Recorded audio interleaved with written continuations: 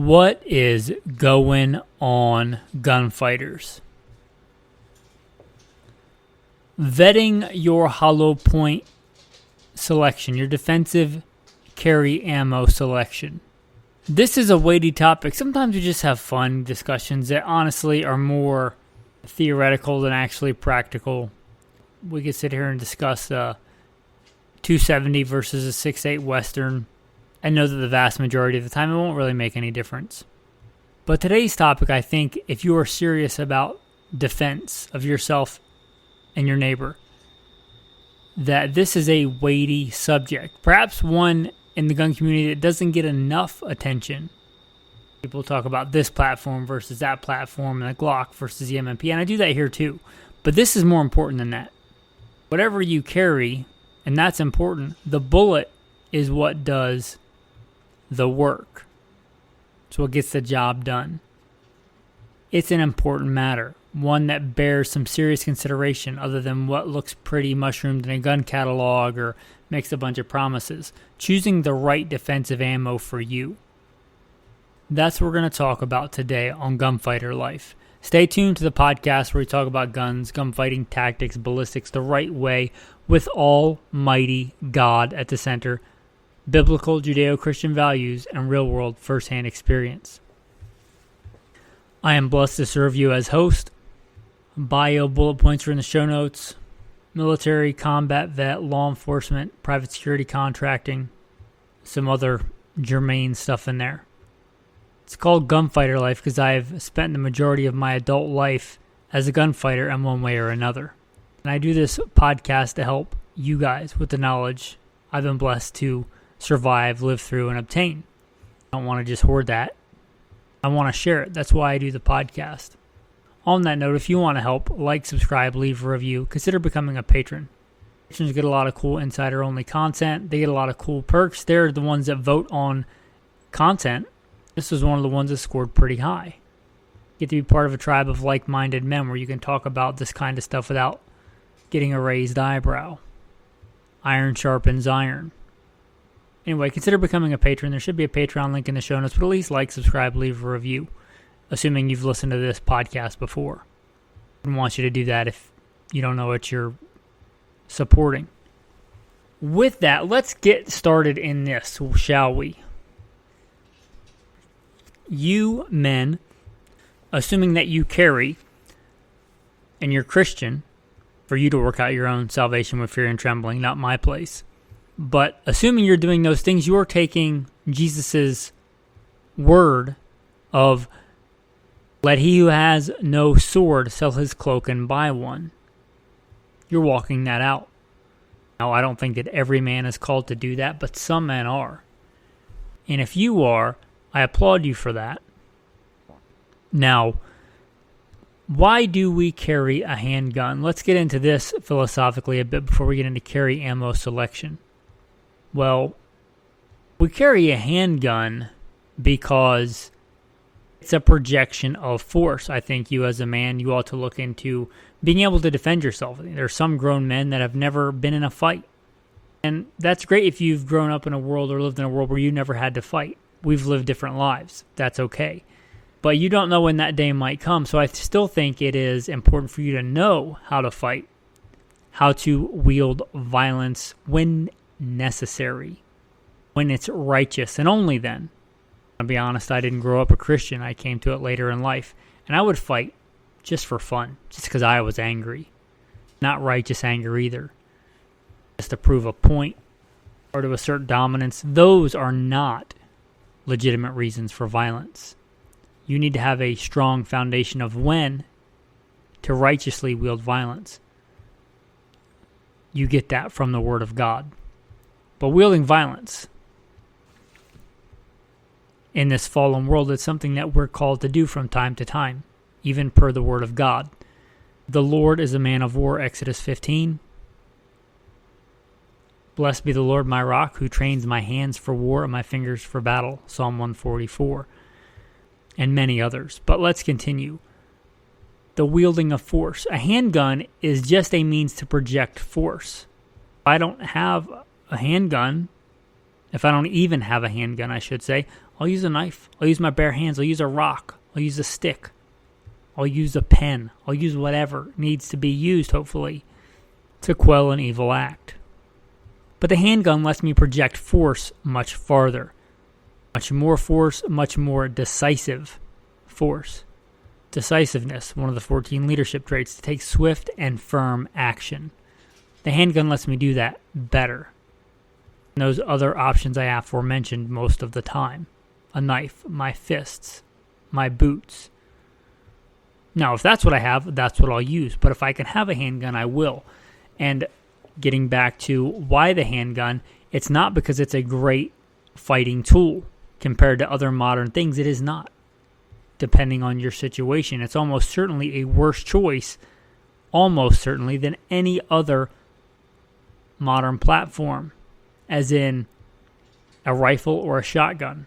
Just look at the statistics. Rifles and shotguns are far, far more effective.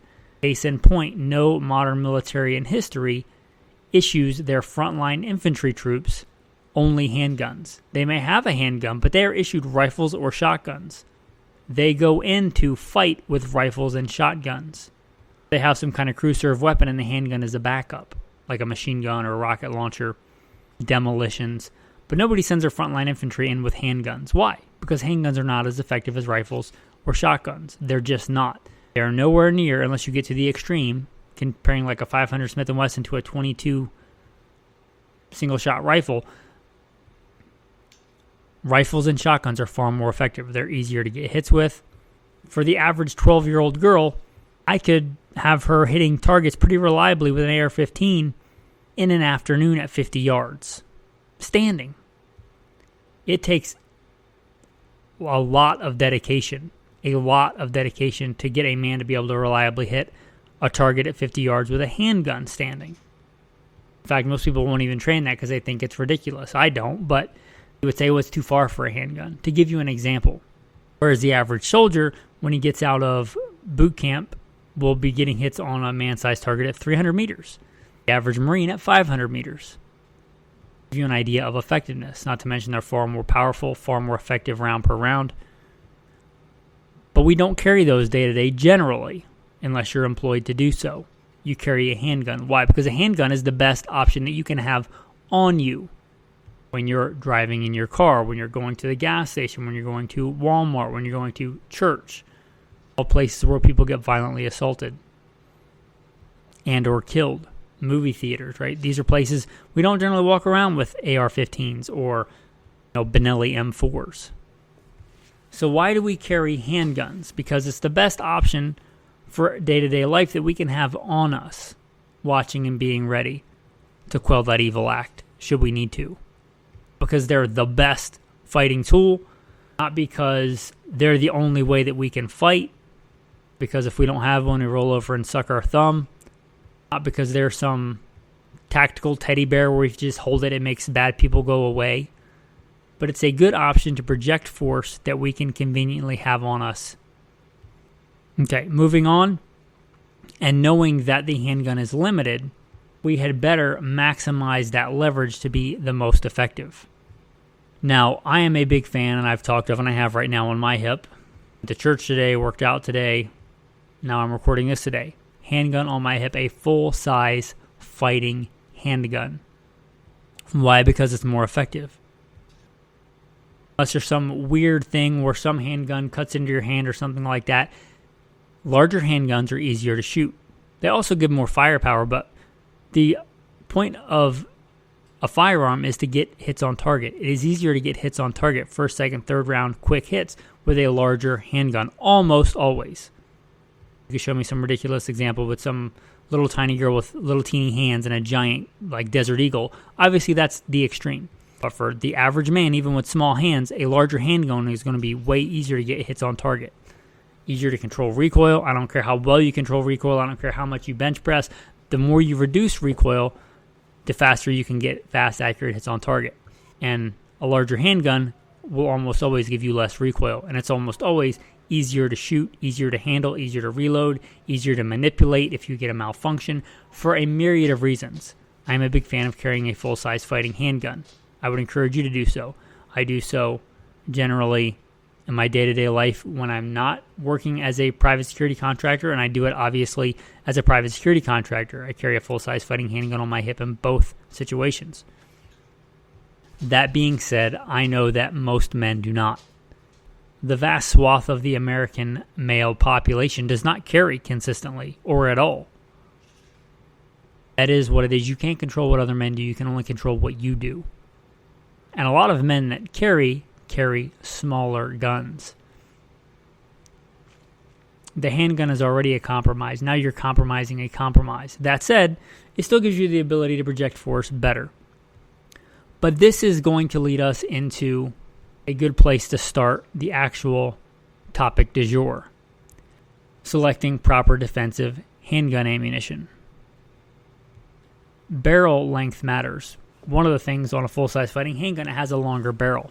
Why is that important? Well, generally easier to shoot, and also a longer barrel, especially in a handgun for all practical purposes, is going to give you more velocity.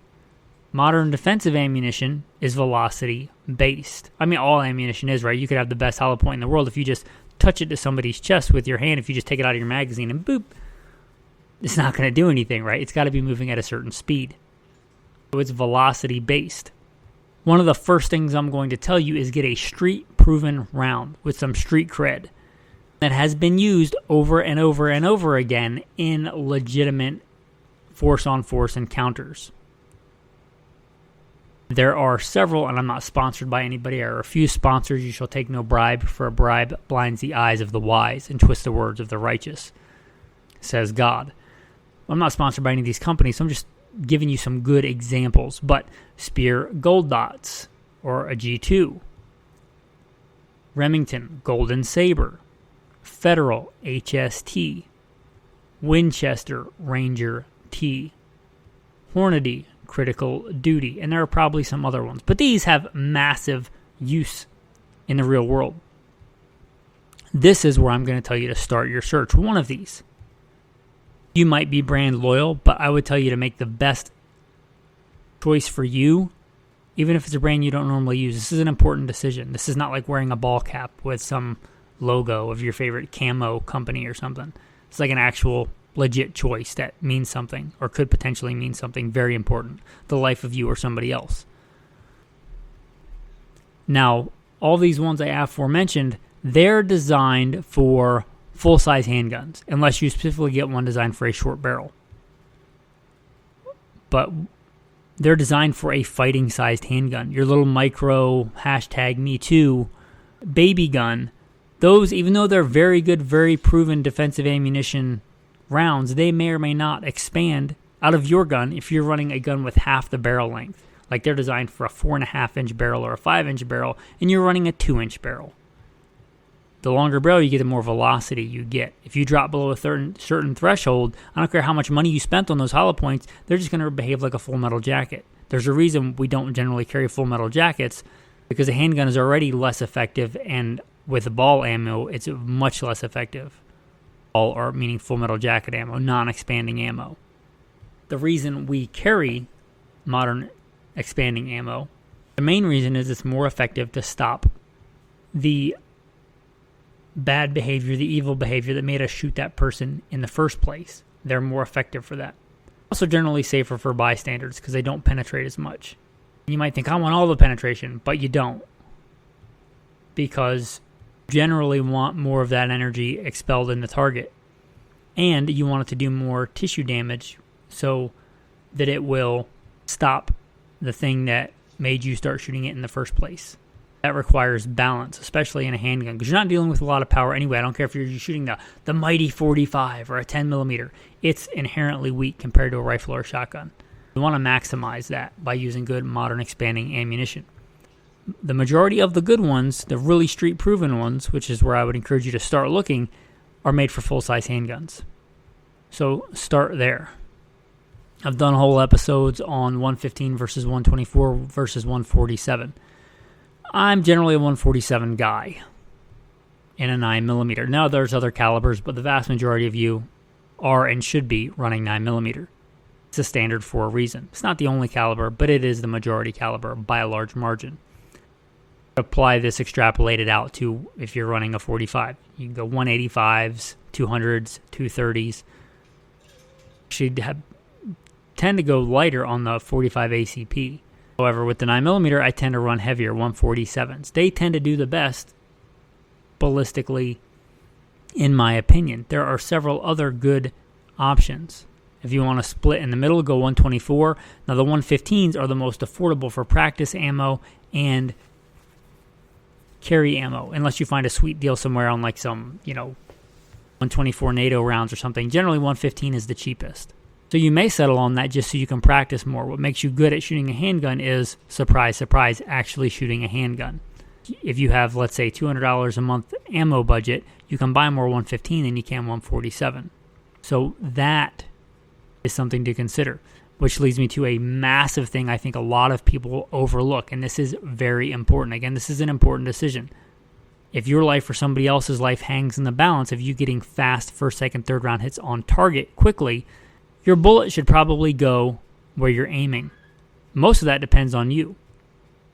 But some of that is equipment, and that means that your gun needs to be zeroed. Yes, you have to zero a handgun. Your gun needs to be zeroed for the ammunition that you're going to shoot in it, and you have to know where it shoots at different distances.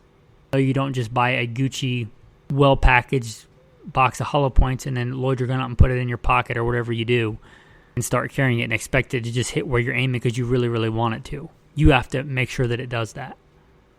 So picking a practice ammo and a defensive ammo that shoot the same point of aim, point of impact is important. Doesn't do you a lot of good. It does some good, but not as much good to do a bunch of practice with 115 grain, Winchester white box, which is a decent budget round, and load your defensive ammo 135 grain super special death grenades if they don't hit where you're aiming, because they're a totally different velocity, grain, weight, bullet profile than the ammunition you practice with. So once you get fairly competent and well-regulated with a handgun and you're confident in actually carrying, start looking for a defensive ammunition and a practice ammunition that shoot the same point of aim, point of impact.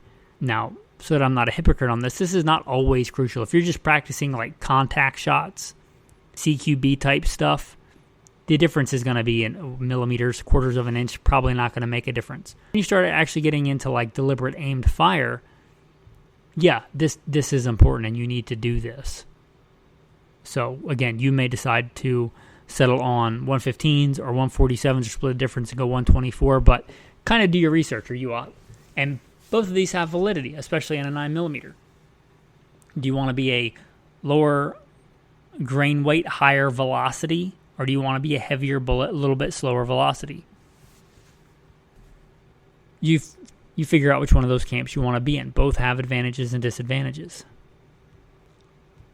I think that in general, through different things like barriers and clothing and things like that, and if the hollow point doesn't expand, because even the best hollow points can fail to expand at times, both the bullet weight and bullet profile of most 147s do better. That said, they're more expensive.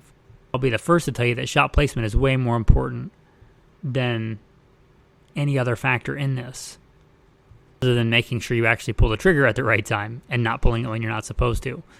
But I would say 115s are a good choice if you're on a budget, and they're the most common.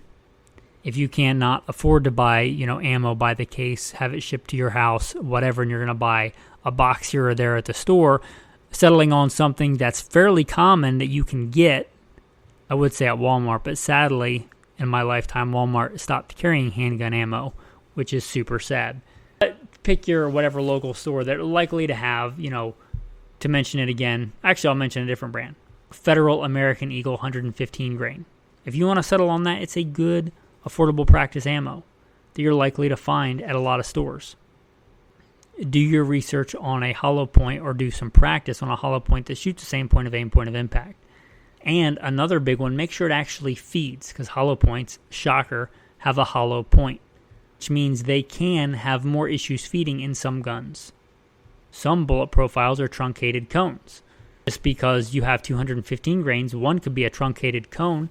Nothing wrong with Hornady. I actually like a truncated cone, but some Hornady like 115s, I believe, or even smaller 90 grains, will have a truncated cone. And that's all well and good. I prefer a truncated cone, but some firearms can have issues feeding truncated cone bullets.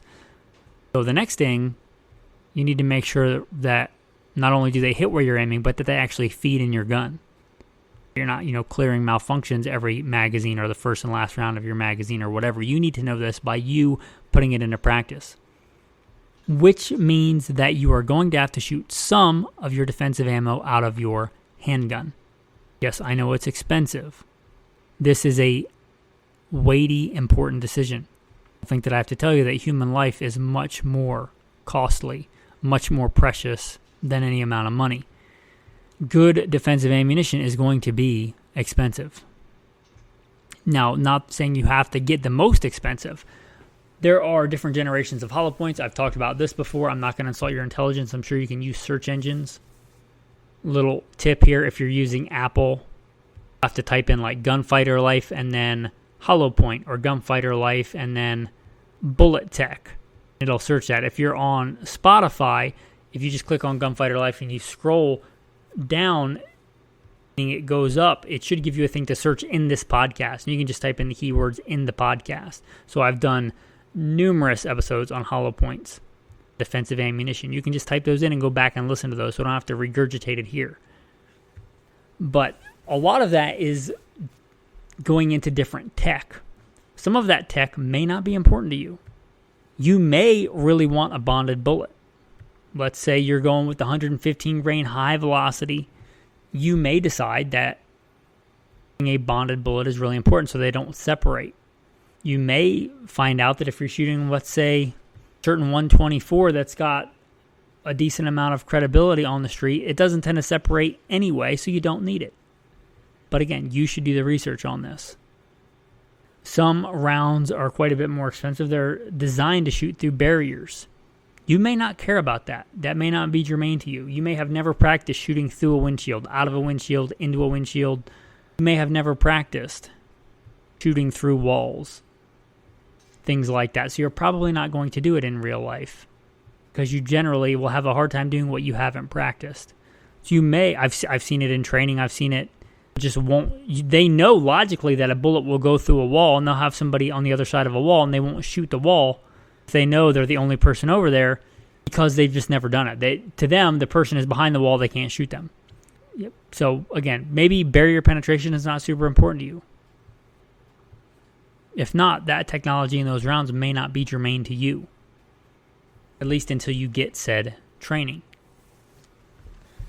Also, recoil impulse. Again, getting fast first, second, third round hits on target. Now, I don't think it's a big deal whether your gun holds 15 rounds or 17 rounds. I don't think that's a good reason to choose one platform over another. But getting fast, accurate first, second, third round hits on one target or multiple targets is important. Recoil impulse is important.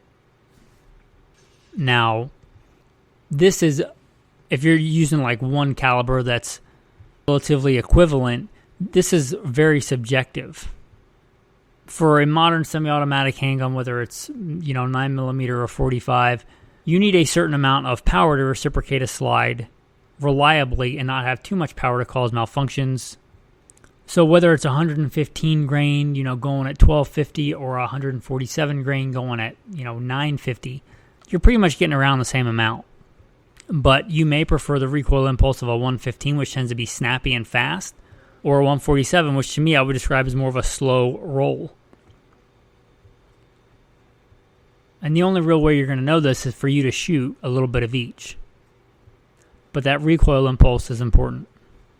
Most of the time, I would say steer away from plus P, and I've shot a bunch of it. Sometimes when you're issued something, that's all you can have. Like if I've done different things, different contracts, different jobs where they're like, this is the ammo you shall carry. End of sentence. Fine. I'm carrying plus P plus because somebody thought it was a good idea. And I'll make the best of it. But in general, I say stay away from plus P or plus P plus. One, again, what makes you good at shooting a handgun? Shocker, actually shooting a handgun. Going back to that cost thing, most plus P stuff is going to cost you more. Also, I don't care how good you control recoil, if you reduce it, you're going to be able to get quicker follow-up hits on target. In my opinion, generally, plus P is not worth the squeeze. Now, that depends. If you're shooting a boat anchor of a handgun, like an old what is it, Smith & Wesson 5906 metal on metal. Yeah, maybe that, like most things in the firearms world, there's a trade-off. You almost never get something for nothing. You want more power, you get more recoil.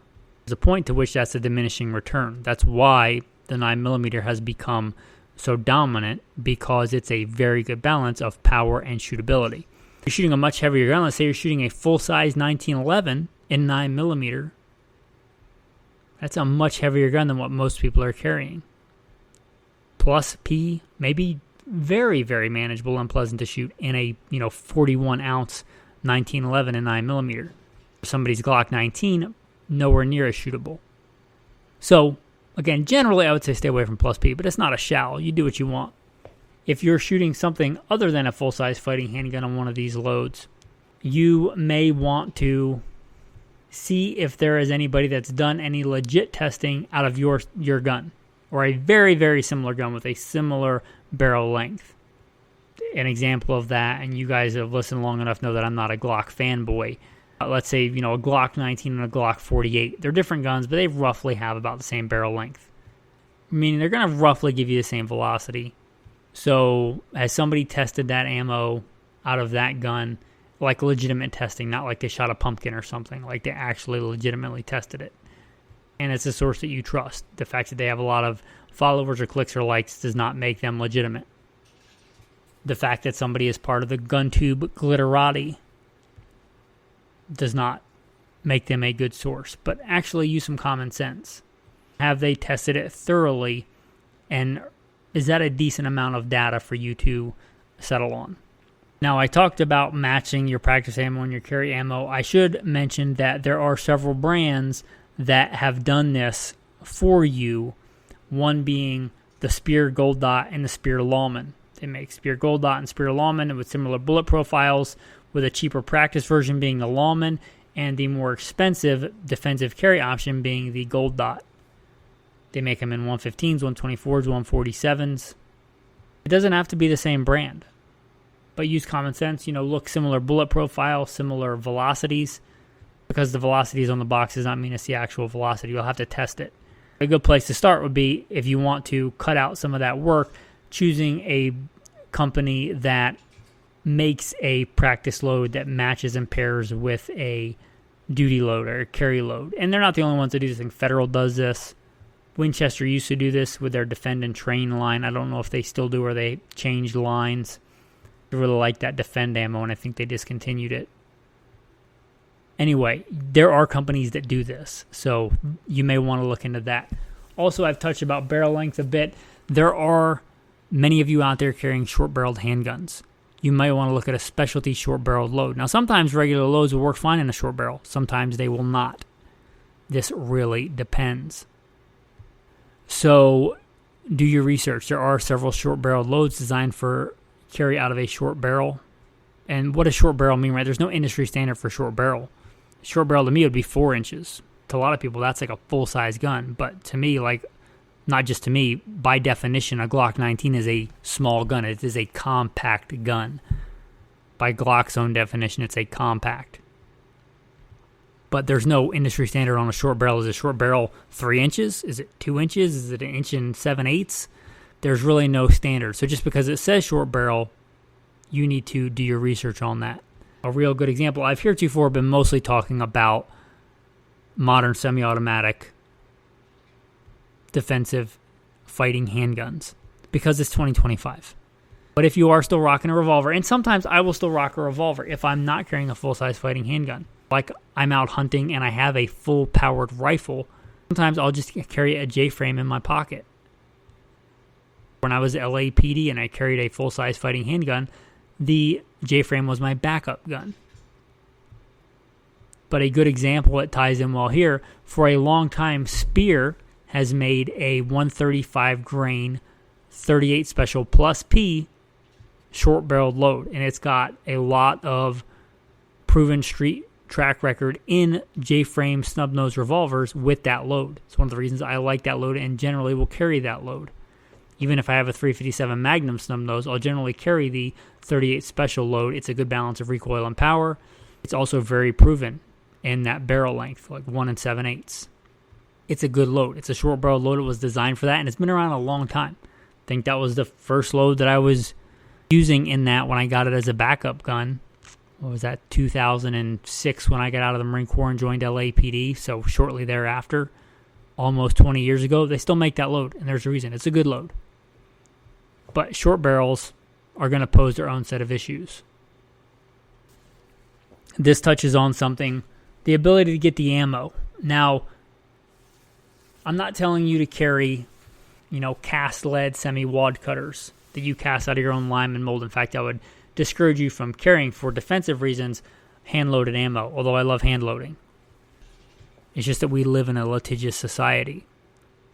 But getting a load that has been around and been proven, it's not the oldest technology out there, but it's been around a while, and it's reasonably likely that it'll continue to be made. That example was, I really liked that Winchester Defend ammo. It was around for a few years and then they got rid of it. But something like a Winchester Ranger, it's gone through different development cycles, but Winchester Ranger's been around a long time. If you look at like a Federal HST, before that it was the Hydroshock, but the HST has been around probably 20 years. It's still good. Something that's got mass adoption, even if it's newer, like the G2, the Spear G2. It's got massive adoption by many agencies. It's probably going to be made for a while. That way, if they discontinue one of these newer rounds that you just saw in a magazine, you don't have to go through this entire process again. As you can imagine, it's quite daunting. So the availability, and I don't just mean today at your local store, but I mean, are you going to be able to get it next year when you cycle through your carry ammo? That is an important consideration. I would also encourage you to look at rounds that are available in 50-round boxes. A lot of these, like, we'll call them boutique loads, or many of the carry loads, they're available in 20-round boxes. Yeah, if you carry a, hashtag #MeToo pocket gun that holds 6 rounds or 8 rounds, maybe that's okay. You're going to buy a box and practice with it and buy a box and carry it. But for a modern fighting handgun, you're probably going to want more rounds than that. Look for ammunition that's available in 50-round boxes. That's not a shall. There's plenty of loads where, it's about the same price. You just buy 4 or 5 boxes of 20-round boxes. But it's nice to be able to have, like, let's say, a 50-round box of Winchester Ranger Ts. Now, we talked about massive adoption, being street-proven, and out of a similar handgun to you. If you can't find that data, if there isn't that data out there, you're going to have to do it yourself. This is going to be very expensive and time-consuming, and not somebody on the internet shooting a pumpkin, but like you getting some actual legitimate tests. There are several ways that you can go about this. Actual tissue, if you're a hunter, a guide, as I really love doing and being, you might be able to come across a fairly analogous, at least as far as bullet performance is concerned, amount of bone, tissue, organs, similar to what you might actually encounter. If not, there is the ballistics gel, the ordnance gel, and you can make your own barriers, for things you're likely to encounter, Carhartt jacket, blue jeans, and shoot your ammo out of your gun when fired by you. Not 1 round, not 2 rounds, but enough to get significant data. This is a big deal. This is why I go back to probably get one that's already proven.